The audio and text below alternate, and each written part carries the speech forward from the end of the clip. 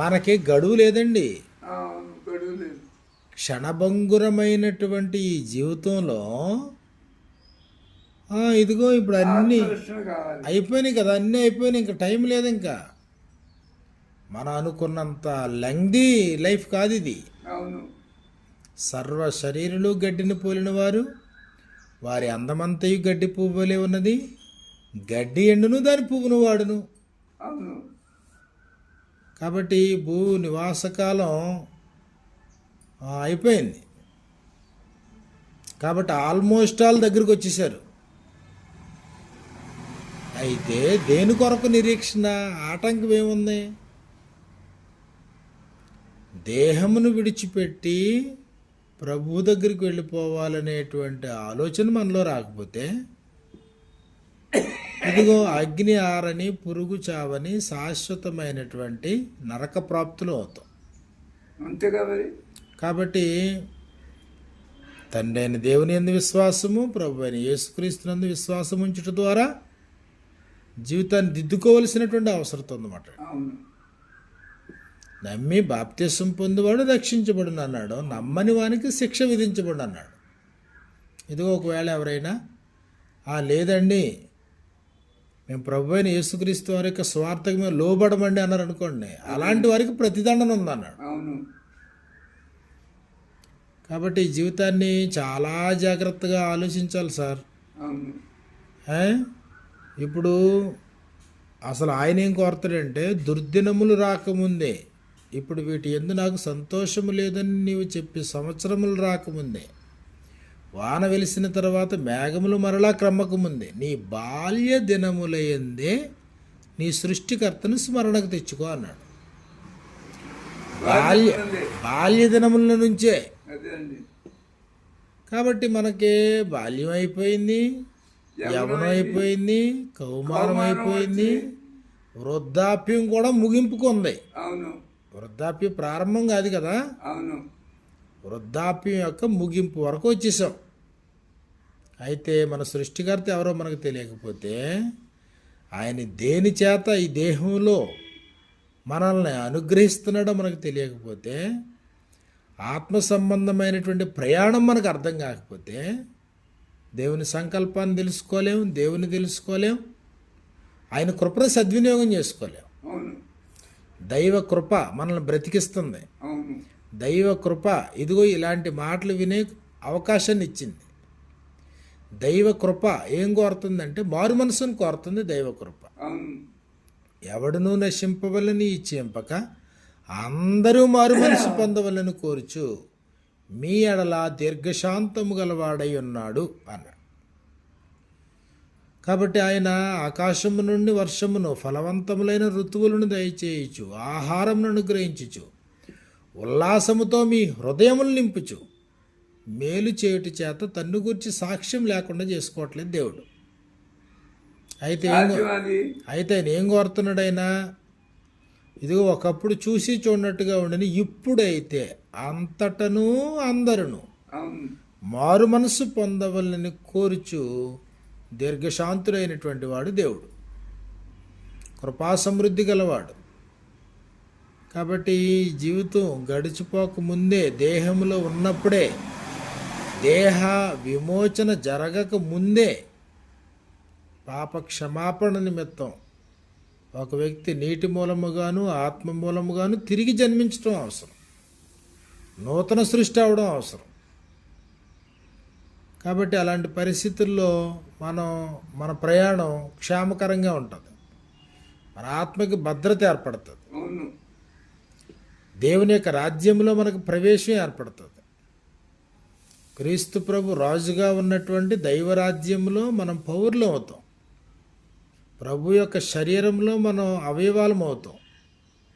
కాబట్టి మనం దేవుని కుటుంబం, దేవుని ఇల్లు అవుతాం, పరిశుద్ధ జనాంగం అవుతాం, దేవుని సొత్తైన ప్రజలం అవుతాం, రాజులైన యాజక సమూహం అవుతాం. లేదు మనం దేవుని మనం తిరస్కరించున్నాం అనుకోండి, ప్రతిదండన అన్నమాట. నన్ను నిరాకరించి నా మాటలు అంగీకరింపని వానికి తీర్పు తీర్చివాడు ఒకడు కలడు, ఇదిగో నేను చెప్పే మాట అంత్య దినమందు వానికి తీర్పు తీరుస్తుంది అన్నాడు. యేసుప్రభు అంటారు, ఇదిగో మరి ఈ నా మాటలు విని వాటి చొప్పున చేయు ప్రతివాడు బండ మీద తన ఇల్లు కట్టుకొనిన బుద్ధిమంతుని పోలి ఉండును.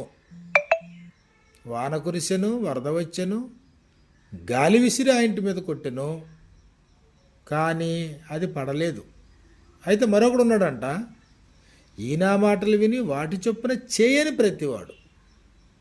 చేయని ప్రతివాడు. అది మాట చేసిన ప్రతివాడునేమో బండ మీద ఇల్లు కట్టాడు, అవును. చేయని ప్రతివాడు ఇసుక మీద తన ఇల్లు కట్టుకొనిన బుద్ధిహీనుని పోలి ఉండను. వాన కురిసింది, వరద వచ్చింది, గాలి విసిరి ఆ ఇంటి మీద కొట్టింది, అవును. ఆ ఇల్లు కూలిపోయింది అన్నాడు. కాబట్టి మన మాటలో మన విశ్వాసం, మన నోటి మాట, మన విశ్వాసం ఆయన దృష్టికి అంగీకారం అవ్వాలా. ఆయన నోటి మాటల్ని మనం స్వీకరించాల. అవును. ఆయన మాటల మీద మన జీవితాన్ని కట్టుకోవాలి. నమ్మకం ఉండాలి. అంతే కదా మరి. అవును. ఆయన మాటల మీద మన జీవితాన్ని కట్టుకోవాలి, విశ్వసించాలి. విశ్వసించాలి, అవును. నోటితో ఒప్పుకోవాలా. కాబట్టి మారు మనసు పొందాలి, మనసును మార్చుకోవాలా. మన ప్రయాణం యొక్క ముగింపు ఆనందమయముగా ఉండాలి. అవును. యేసుప్రభు అంటారు, ఇదిగో ఒక ధనవంతుడు ఉన్నాడు, దరిద్రుడు ఒకడు ఉన్నాడు. ధనవంతుని యొక్క వాకిట పడే బల్ల మీద నుండి పడేటువంటి రొట్టు ముక్కలతో ఆకలి తీర్చుకుంటా ఉన్నాడు దరిద్రుడు. బహుగా సుఖపడుతున్నాడు ప్రతిరోజు ధనవంతుడు. సన్నని నార వస్త్రాలు ధరించుకుని ఉన్నాడు. అయితే దరిద్రుడు ఒళ్ళంతా కురుపులు, కుక్కలు వచ్చి వాని కురుపులు నాగుతున్నాయి. కాబట్టి ఇద్దరు బ్రతికారు భూమి మీద వారి వారి పరిధిలో. అయితే ఇద్దరు మరణించారు. దరిద్రుడు మరణించినప్పుడు ఇదిగో దేవుని యొద్ద నుండి దేవదూతలు వచ్చి ఈయన ఆత్మని తీసుకుని వెళ్ళిపోయింది. అబ్రహాము రొమ్మును కొనుక్కోటకు అక్కడికి వెళ్ళిపోయాడు. అయితే ధనవంతుడు చనిపోయాడు, అతడు పాతి పెట్టబడ్డాడు. కానీ అతని ఆత్మ పాతాళంలో బాధపడడం మొదలైంది. అంతే కదా. మరణించిన మరుక్షణం నుండి పాతాళలోకంలో బాధ మొదలైంది. ఇక్కడ ఇంకా సమాధి జరుగుతుంది ఇక్కడ, అదే. కానీ అక్కడ బాధ స్టార్ట్ అయింది. అప్పుడు ఆ ధనవంతుడు ఎంతో దుఃఖక్రాంతుడిగా అబ్రాహాముని అడుగుతాడు, అయ్యా కనీసం అదిగో అక్కడ ఉన్నటువంటి లాజర్ను ఒక్కసారి నా దగ్గరికి పంపించు, అతని వేలికొన నీటిలో ముంచి నా నాలుకను చల్లార్చుటకు అతను పంపించు అన్నాడు. అయితే ఆయన అన్నాడు, ఆయన అలా వల్ల కాదు, వారికి వీరికి మధ్యలో పెద్ద అగాధం ఉంది. ఇక్కడి వారు అక్కడికి రాజాలకుండునట్లును, అక్కడి వారు ఇక్కడికి పోజాలకుండునట్లు మధ్యలో అగాధం ఉంది. అయ్యా మరి అలా అయితే ఎలా, మరి సొల్యూషన్ ఎలాగా? నాకు ఇంకా 5 సహోదరులు ఉన్నారు భూమి మీద, వారు కూడా ఈ స్థలమునకు రాకుండా నిమిత్తము కనీసం ఆ లాజర్ను నా దగ్గరికి పంపకపోయో కనీసం భూమి మీదకి పంపి ఇంకోసారి అన్నాడు. అది కుదరదు అన్నాడు దేవుడు. న్యాయం ఇది. అంటే ఒకసారి మరణించిన తర్వాత మళ్ళీ వెనక్కి రాడేవడనే, రాడు కదా. పాపం చేసుకున్నవాడు రాడు, పుణ్యం చేసుకున్నవాడు రాడు. అవునవును. భూమి మీద ఉన్నారు లేవయ్యా, ఇంకానే భూమి మీద ఉన్నారు చెప్పేవాళ్ళు. ఇదిగో వాళ్ళ ఉపదేశాన్ని వింటే ఈ వెనకున్న 5 సహోదరులు లబ్ధి పొందుతారు. లేని పక్షంలో ఇక్కడ నుంచి మృతుల్లోకం నుంచి ఒకడు వెళ్ళినా ఎలాంటి ప్రయోజనం ఉండదు అని చెప్పాడు. కాబట్టి మనం గుర్తించాల్సింది మన భవిష్యత్తు. అవును. మృత్యువు అతి సమీపంగా ఉంది. పాతాళలోకం అపరిమితముగా తన నోరు తెరుచుకుని ఉంది. అందులో గొప్పవారిని, దరిద్రుల్ని, ప్రతి వారిని పాతాళం మింగేయడానికి సిద్ధంగా ఉంది. అవును. పాతాళ వశమును పడకుండా బుద్ధిమంతుడు పరమునకు పోవు జీవమార్గాన్ని ఎత్తుకుంటాడు. పాతాళ వశం పడకూడదు. అదే. పాతాళమును తప్పించుకొనవలెనని బుద్ధిమంతుడు పరమునకు పోవు జీవమార్గమును వెతుకును.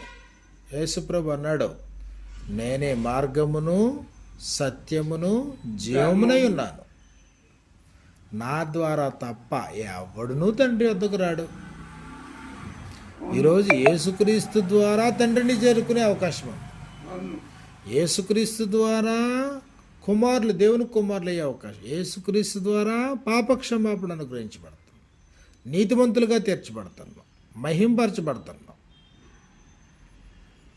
కడగబడి పరిశుద్ధపరచబడి నీతిమంతులుగా తీర్చబడే అవకాశాన్ని యేసుక్రీస్తు ద్వారా దేవుడు అనుగ్రహించాడు. ఆయన రక్తం వలన విమోచన క్రయధనముగా తన ప్రాణం పెట్టినటువంటి ప్రభు అయిన యేసుక్రీస్తు వారు ఇదిగో మనల్ని ఉద్ధరించడానికి ఈ లోకానికి వచ్చాడు. ఆయన అన్నాడు, యేసు ప్రభు నేను నీతిమంతుల కోసం రాలేదన్నాడు, ఆయన పాపం చేసిన వారి కొరకు వచ్చాను. అవును. కాబట్టి క్షమాపణ కోసం. అంతే కదా, మరి పాపులను పిలవడానికి వచ్చాను తప్ప నీతిమంతులను పిలవడానికి రాలేదంటాడు యేసు. క్షమాపణ కోసం. అంతే. అంతే. అది మనం పొందకపోతే ఈ జీవితం వృధా అయిపోతుందండి అయ్యగారు. జీవితాన్ని మనం చాలా జాగ్రత్తగా అర్థం చేసుకుంటేనే పాతాళ లోకాన్ని పడకుండా మనం తప్పించబడతాం. లేని ఎడల మనం ఎంత చింతించినా ఆ తర్వాత ఉపయోగం ఉండదు. అవును. మళ్ళీ మళ్ళీ మార్చుకునేది కాదు జీవితం. అవును. ఒకే ఒక్కసారి బ్రతికితే ఒకే ఒక్కసారి. మనుషులందరూ మృతి పొందుదురు, అటు తర్వాత తీర్పు అన్నాడు. తీర్పు మళ్ళీ జన్మము మళ్ళీ మరణము లేదు. ఇంకా పునరపి జననం పునరపి మరణం లేదు. అవును. ఒకసారి బ్రతికాం, మళ్ళీ మరణిస్తాం, వెళ్ళిపోతాం, ఎక్కడ పోతాం తెలియదు. కాబట్టి మనం యథార్థంగా జీవించామా, ఇదిగో ప్రభు అయిన యేసునందు విశ్వాసం ఉంచి ఆయన రక్తంలో పాపంలో కడుక్కున్నామా, నీతిమంతులుగా తీర్చబడ్డామా, శాశ్వతమైనటువంటి పరలోకం మనకి సొంతం అవుతుంది. లేని పక్షంలో ఇదిగో దేవుడు ఉండే స్థలంలో ఉండ అపవాదికిని వాని దూతలకును సిద్ధపరచబడిన నిత్యాగ్నిలోనికి పోవుడు అంటాడనమాట. అలాంటి పరిస్థితి మన జీవితంలో రాకుండా జాగ్రత్తగా ఉపదేశం ద్వారా జీవితాన్ని మనం కట్టుకోవాలి.